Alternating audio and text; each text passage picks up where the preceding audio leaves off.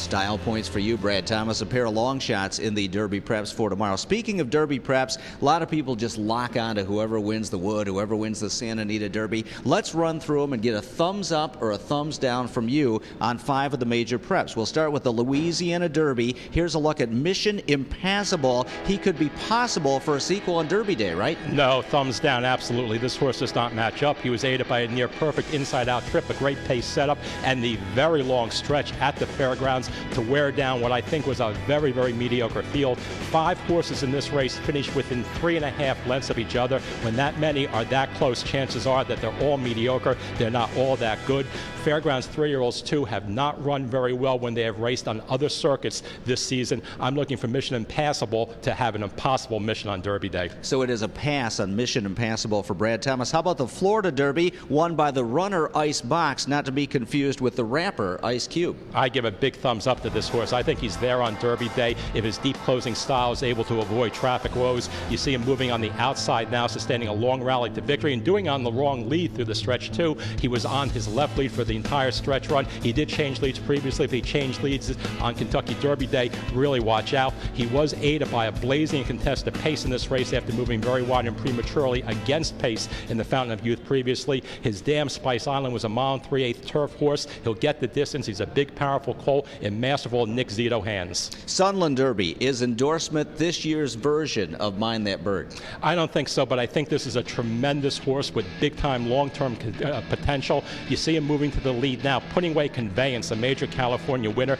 He had Conveyance every step of the way, too, in this race. He earned a big finishing split. He also easily defeated Tempted to Tap It, previously second in the Risen Star at the Fairgrounds, and Nacho Friend, previously third in the Gotham and Aqueduct. I love the fact that he was able to easily defeat horses who race strongly on many different circuits. The big problem for him is the much faster pace he's probably going to get in Kentucky. He's going to be more pace-stung than he's ever been in his life and have to pass more horses, too. That can be a big problem for young horses, but I think this horse has big upside. The Derby just might come a little bit quickly for him. Well, let's go to the Santa Anita Derby. Sydney's Candy avoided trouble in the follow-up fist fight among jockeys and looked pretty good on the lead. Well, that fist fight was caused when Garrett Gomez put Looking at Lucky in a place where he had no business being. Victor Espinoza dropped back on the tiring speed horse. Whether Espinoza did what he did intentionally or it was just an accident doesn't really matter. Gomez did wrong on Looking at Lucky with a horse that shouldn't have been there. Sydney's Candy, though, was long gone. He was on the lead as he was in his previous 2-turn try. Benefited from soft paces and biases both times.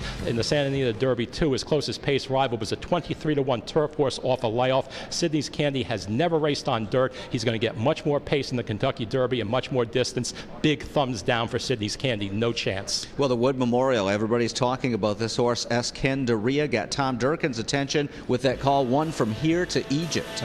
Well, he just strung out his fields in the Fountain of Youth and in the Wood Memorial. Huge margins and huge speed figures in both those races, too. But look at the fresh new front bandages that Escandaria is wearing for the first time in his career in the Wood Memorial. I mean, what the heck is up with that? He's a big-time galloper, though, who loves to get good position and then wear down his foes with his relentlessly and ruthlessly efficient stride. He showed excellent physical development, too, in the last 6 weeks, but maybe coincidental, maybe not, to those new front bandages. He did not move as smoothly on the Aqueduct track in the Wood Memorial as he did on the Gulfstream track in the Fountain of Youth. Again, I don't know what's up with that. It could just be a preference of one surface over the other, but he's very similar to Endorsement in that he's going to be further off the pace and have to still run faster fractions than he's used to, while also passing more horses than he's ever passed before when he races in a big field like the Kentucky Derby, a much bigger field than he's ever faced before. I think that actually makes him vulnerable, even though he's the best horse here by far.